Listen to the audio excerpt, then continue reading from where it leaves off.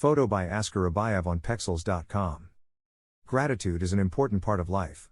It can help us find common ground with others, as well as make us feel good about ourselves and life in general. A little bit of gratitude will help you make the most out of your life and relationships with self and others. What does it mean to be grateful? Gratitude is a state of appreciation and joy.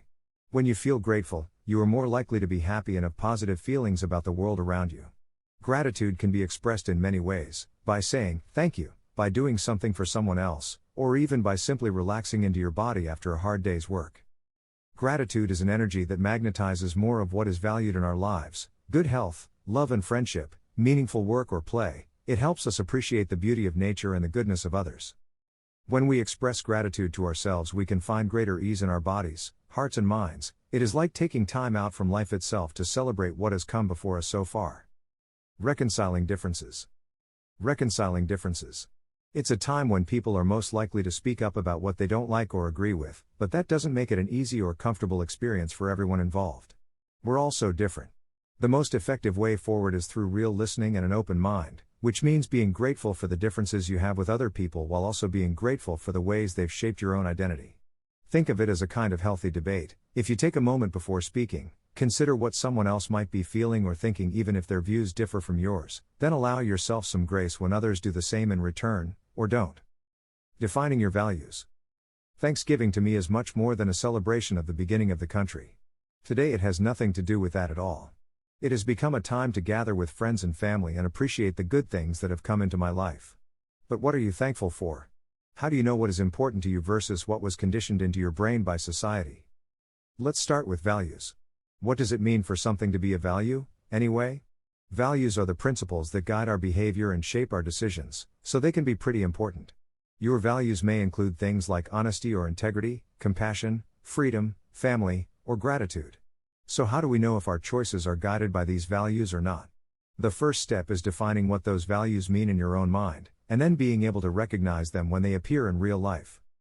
For example, do kindness and generosity come easily, or do they feel forced on some days? Are there certain circumstances where generosity seems impossible, like if someone asks me for money, but other times I can extend my natural inclination toward generosity without even thinking about it, like when someone needs help moving heavy furniture? Do I try hard at all times, not only because it's just what one does, but because there might be an opportunity later on when helping another person will benefit me as well? Honor your values and look for common ground with those around you. Many of us have been taught that it's important to honor our values and beliefs. This is a good practice, but what about honoring the values of others? Acknowledging that people have different belief systems can help you find common ground with them and ultimately strengthen your relationships.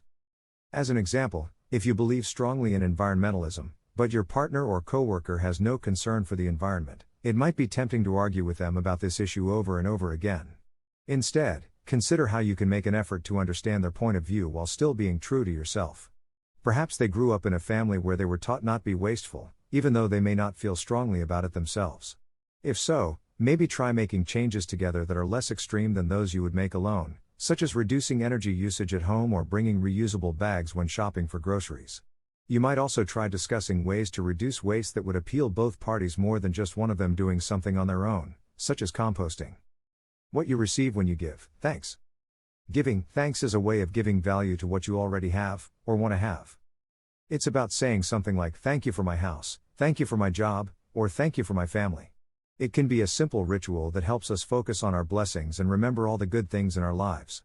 In this way, gratitude is an essential aspect of living a happy life. However, it also has other benefits. The act of giving thanks has been scientifically proven to make the giver happier and healthier. The practice of gratitude has been shown to reduce anxiety as well as improve sleep quality by helping regulate stress hormones such as cortisol and adrenaline in your body.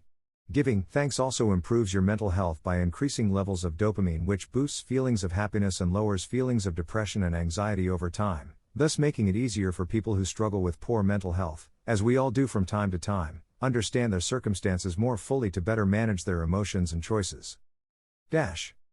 There is a great deal of joy to be gained from the practice of gratitude, whether it be in the short term or long term. It's easy to feel overwhelmed by life, but by focusing on what we are grateful for, we remind ourselves that there is always something good going on in our lives. Whether it's recognizing that we have food or water and shelter, or simply saying, thanks for having someone special in our lives who loves us unconditionally, These small acts can make all the difference when times get tough.